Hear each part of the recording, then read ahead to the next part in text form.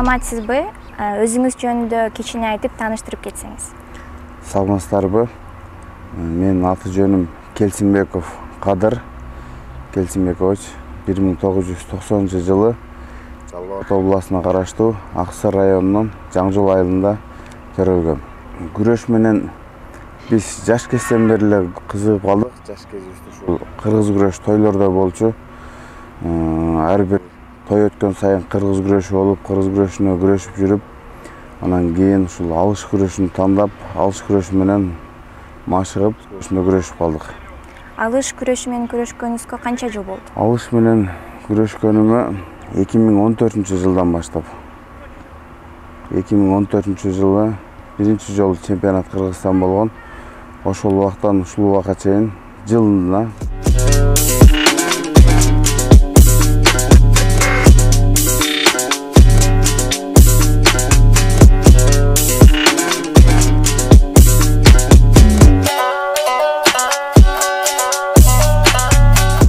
Чоң күрөштө жүргөнүңүзгө ошондо канча жыл болду?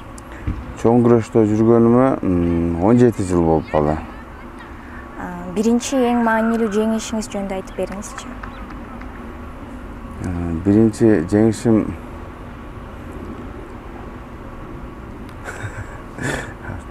Кыргызстанда жөндөбү же за границада? Уйкудан туруп эле эмелер да келбей атат.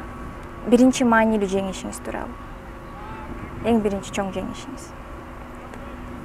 Биринчи эң чоң жеңишим 2009 жылы Кыргызстанда ушул турнир болгон. Ошол турнирден эң биринчи медаль алып, ошол күрөш мен үчүн эң чоң күрөш, эң чоң маанилүү болуп калды. Кыргызстан боюнча? Кыргызстан боюнча. Биринчи эл аралык мелдештерден? Биринчи эл аралык мелдештерде 2012 жылы ушул бел боо күрөшү боюнча Казакстанда Астана шаарында чемпионат мээри болуп, ошол жерде 3-чү орунду алып, ошол за границадан эң биринчи медалым ошол болгон. Эң маанилүүсү, эсте каларлык күрөш ошол болгон. Ошондон бери канча эл аралык мелдештерге катышып келдиз? Андан бери көп эле эсемди ачып кетиш керек да. Туулган жериңиз, балалык чагыңыз жөнүндө айтып берсеңиз. Туулган жерим ушу Жалал Абад областында Аксай районунда төрөлүп, ошол жактан чоңойдук. Мектепти ошол Жаңжол деген айылдан окуп бүттүк. Күрөштү ошол жактан баштаганбыз. Жүсүпбеков Алимжан деген агайым бар эле, кыргыз күрөштө машыктырат эле. Ошол агайдын колунда машыгып, ошол жактан той күрөштөрүнө күрөшүп, кызыгып, ошентип алыш күрөшүнө кызыгып калганбыз. Ошентип чоңойдук. Азыр барып турасызбы? Ооба. Спорттук карьераңызда ким колдоо көрсөтөт? Балким жакындарыңыз? Спорттук карьерамда жакындарым, бир туугандарым, досторум, агайлар. Эми көп адамдын салымы болмоюнча жалгыз адам.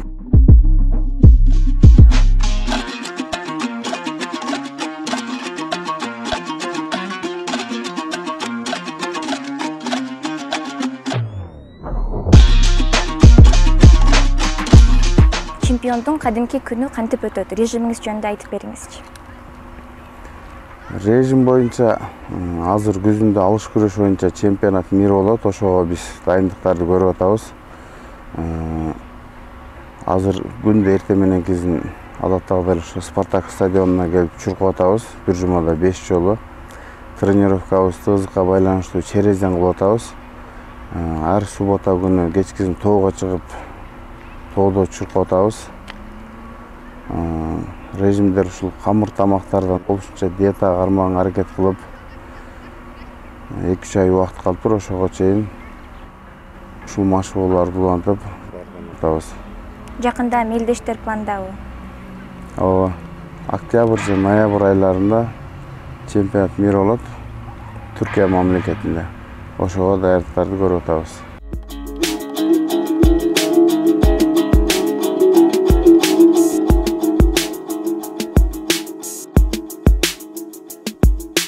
Күрөштөн сырткары кызыкчылыктарыңыз барбы? Күрөштөн сырткары мен көп эле нерсеге кызыга берем негизичи. Көп нерсеге кызыга берем, бирок болушунча ошо күрөш менен эле болгонго аракет кылам. Сиздин негизги кесиптик максатыңыз эмне?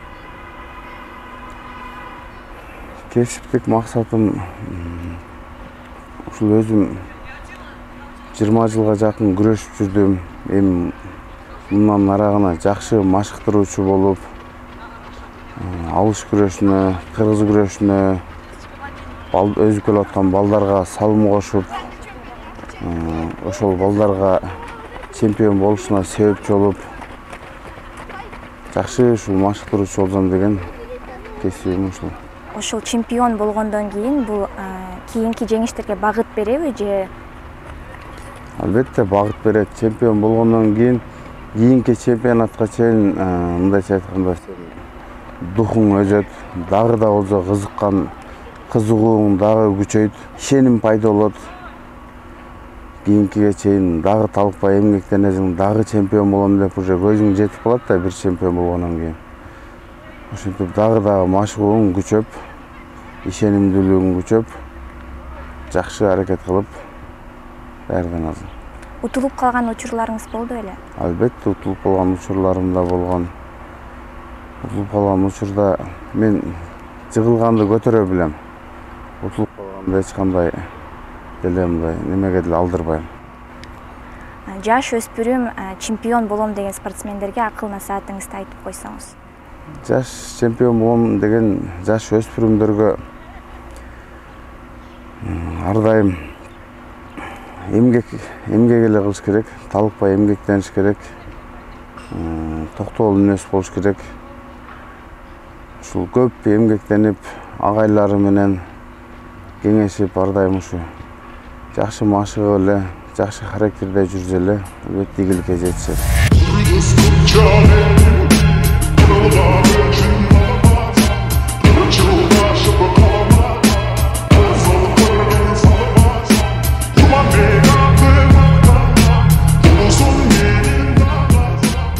Сиз спорттон эс аласызбы?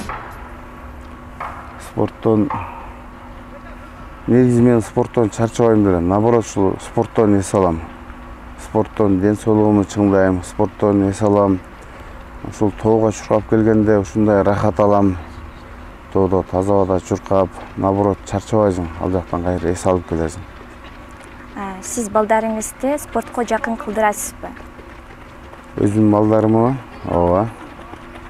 Өзүм балдарым чоңу 7 жашта, кичинекейи 4 жашта. Азыртан эле өзүм машыкканда кээде ала барам. Кээде Спартак стадионуна ала келем, чуркажан кошо чуркайт. Залда дагы машыкканда кээде өздөрү каалаган учурда алып барам. Азыртан машыгышып турушат. Кызыгышат, Кызыгышат. Алыш күрөшүнө бересизби? Чоң баламы алыш күрөшүнө берем. Кичинекей баламы башка спортко берем. Спорттук тамактанууңуз жөнүндө айтып бериңизчи. Чемпионат Азия же чемпионат мирага же чемпионат Кыргызстанга барарда гана режим кармап тамактанабыз. Ал кезде көбүнчө мен өзүм 100 килограммга бир 10-15 килограмм вес түшүрүп барабыз. Ошондо гана режим кармайбыз. Калган учурда көбүнчө режим жок эле машыгып жүрөбүз. Чемпионатка калганда гана режим кармайбыз. Ал кезде ушул 3 маал же 4 маал тамактанабыз, бирок диетичный тамактарды көбүнчө мен өзүм көбүнчө ушул чучук, жылкынын эти менен тамактанам. Аз-аздан режим менен, аз-аздан ушул 3 маал, 4 маал. Камыр оокат, нан паңга аралашпай 2 ай же 3 ай гана режим кармалат. Калган учурда ушул кадимкидей эле. Ошондо кайсы салмак категориясында күрөшөсүз? 100 килограмм. 100 килограмм. Спорттук карьераңыз аяктагандан кийин машыктыруучу болом деп максаттанасызбы? Мен негизи азыр деле машыктыруучумун. 5 жылдан бери эле алыш күрөш жана кыргыз күрөшүндө машыктыруучу болуп келем. 5 сары спорт клубунда балдарды машыктырып келгенбиз. Ушул убакка чейин деле карьерам токтогондон кийин деле дагы да машыктыруучу болуп, ушул алыш күрөшүнө машыктыруучу болуп, ушул өсүп келип аткан балдарга жакшы бир себепчи болуп салым кошуп калсам деген үмүттөрүм бар. ошол. Окуучуларыңыздын кандай ийгилик жеңиштери бар? Окуучуларымдын көпчүлүгү эле чемпион Кыргызстан болушту. Быйыл бир окуучум Өзбекстанда Жизак шаарында чемпионат Азия болду эле алыш күрөшүнөн. Аалуулу Шеринбек деген окуучум ошол жака 100 килограммга барып 3-чү местаны багындырып келди. Чемпион кандай сапаттарга ээ болуш керек? Чемпиондун сапаттары эми ар адамдын мүнөзү ар кандай. Негизи чемпион адам, негизи палбан адам бир аз токтол, кол ачык, мындай берешен, агайлары менен ар дайым ушу кеңешип иш кылган,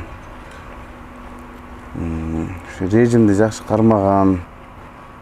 Эми баягы орусча айтканда характери жакшы болсо, токтол мүнөз болсо, келечеги алдыда болот да.